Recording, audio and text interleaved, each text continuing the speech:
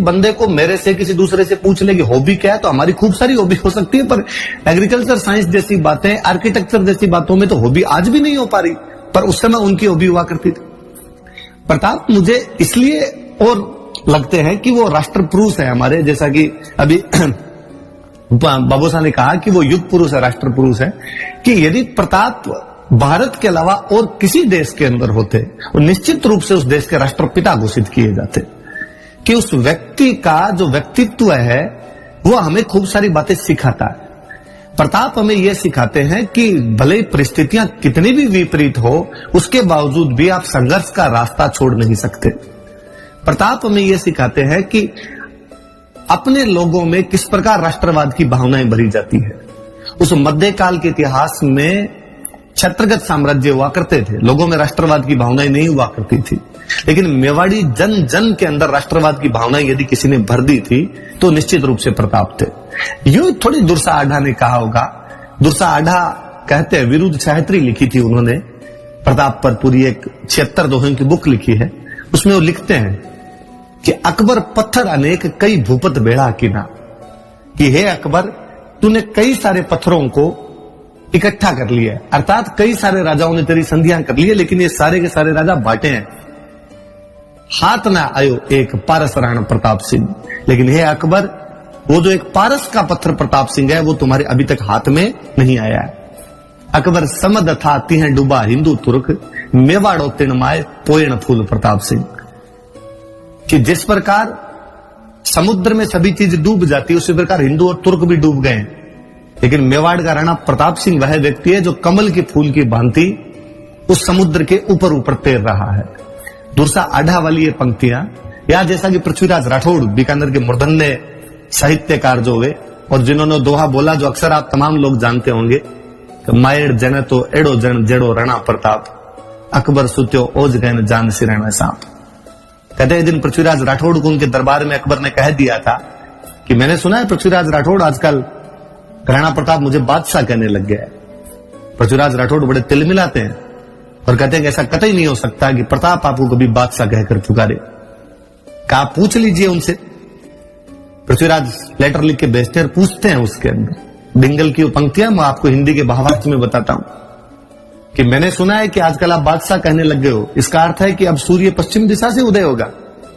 राणा प्रताप मुझे तो एक बात बता दीजिए कि मुझों पर ताव देना है या अपनी तलवार से अपने शरीर के 2 टुकड़े कर लूं।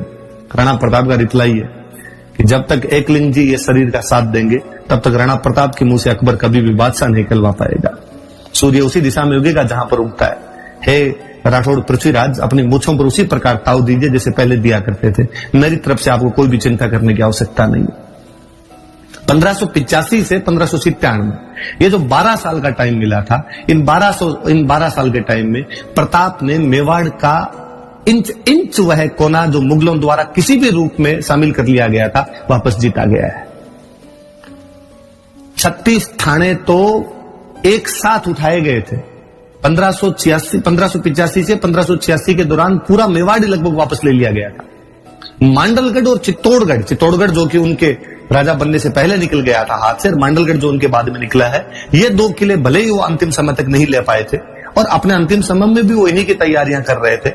क्या विडंबना है कि वह महान योद्धा जो हर अपना पल पल युद्ध के मैदान में बिताता रहा, एक शेर के शिकार में धनुष की प्रत्यंचा को खींचते समय नाड़ियों के में आए हुए खिंचाव की वजह से बाद में उनकी मृत्यु हो जाती है। कहते हैं कि उनकी मृत्यु के टाइम में उनके श्वास नहीं निकल पा रहे थे, तो किसी ने कहा कि भाई आपके श्वास क्यों नहीं निकल पा रहे, क्या दिक्कत है, क्या चिंता है आपको?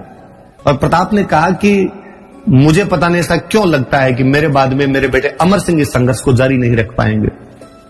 सलुम्बर के सामंत ने अमर सिंह का हाथ लेकर राणा प्रताप के हाथ में देते हुए कहा कि आप चिंता मत कीजिए, हम बाबा रावल की सौगंध खाकर कहते हैं कि उसी प्रकार अमर सिंह के साथ लड़ेंगे जिस प्रकार आपके साथ लड़े थे।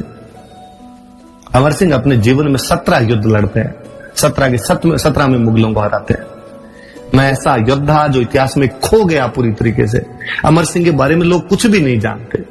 होता यह है कि बरगद के पेड़ के नीचे छोटे मोटे पेड़ पौधे कोई पनप नहीं सकते दूसरे।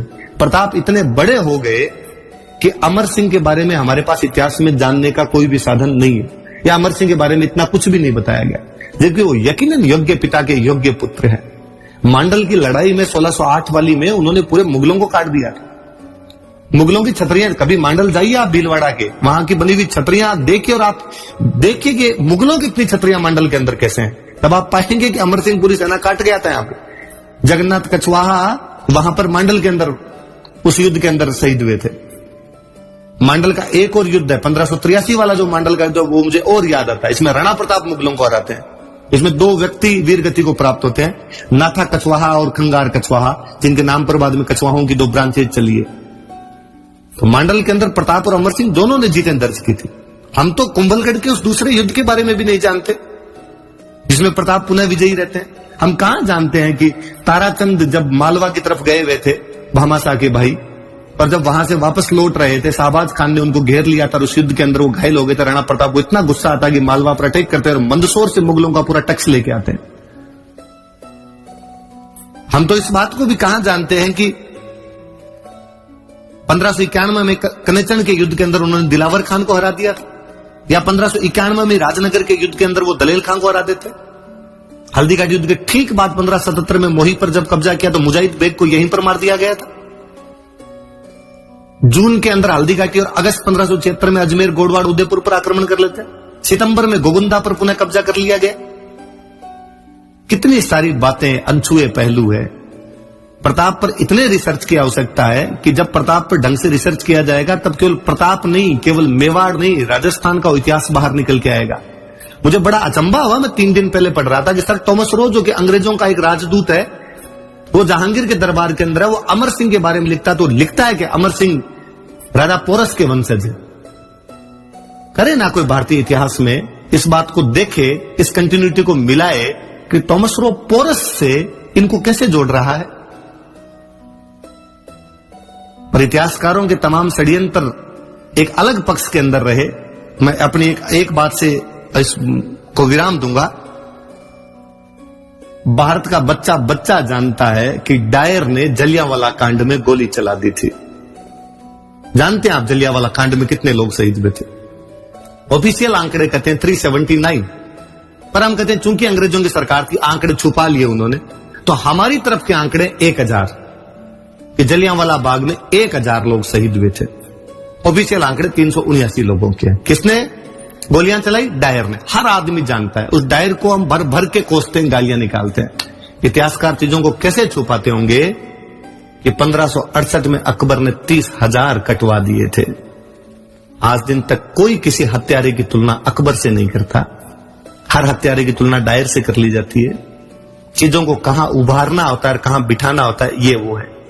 और उसमें अंग्रेजों ने तो फिर भी उसके बाद पता नहीं कितनी माफियां मांग ली जलियांवाला कांड के लिए। अकबर ने अपनी किताब में गर्व सहित लिखवाया है कि लिखा जाए 30,000 काटे हैं, काफिरों को मारा हमने। पर कोई उठा दे अंगुली, क्योंकि धर्मनिरपेक्षता की चाशनी इस प्रकार से मढ़ दी गई कि हम बाहर ही नहीं आना चाहते हैं उससे। हम इतिहास को सही दृष्टि से, शोधपूर्ण दृष्टि से देखना ही नहीं चाहते हैं, क्योंकि फिर वो जो 70 साल का पिछला जो माया जाल बनाया होता है उसका तिलिस्म टूटता है, वो सारी बातें टूटती है। ऐसा क्या हुआ होगा कि जेम्स टोड को ये कहना पड़ा कि राजस्थान में तो, हमारे यूरोप में तो एक थर्मोपोली वीर, एक ल्यूनिडास हुआ, राजस्थान के गांव गांव के अंदर थर्मोपोलियां, घर घर में ल्यूनिडास, कि उसे अपने सबसे महानतम युद्ध को और राजस्थान से जोड़ना पड़ गया, हल्दी घाटी से जोड़ना पड़ा। थर्मोपोली उनका महानतम युद्ध है। अपना कोई कवि जेम्स टोड की उस बात को राजस्थानी में अनुवाद करके कहता है, कितना अच्छा कहता है कि दोहरा घाटा ताल रो आंटी लो इतिहास, गांव गांव थर्मोपोलिन, घर घर ल्यूनिडास। पर मेवाड़ की तासीर ऐसी थी जी कि करता बांटी कायमी रजपूती है खण सत्य, कि भगवान जब वीरता और दृढ़ता दोनों एक साथ बांट रहा था। कायमी मतलब दृढ़ता, रजपूती मतलब वीरता। हाजर जद मेवाड़ एक बीजा लगी न हथ, उस समय केवल वहां पर एक मेवाड़ हाजिर था, अन्य लोगों को वो हाथ नहीं आ पाई थी। इस राणा प्रताप की इस जयंती की संध्या पर मैं आप लोगों को पुनः राणा प्रताप के बारे में खूब जयंती की खूब सारी शुभकामनाएं देना चाहता हूं। मैं चाहूंगा कि अगले वक्ता भी आए तथा वो बताएं, ताकि हमें और खूब सारी बातों का पता चल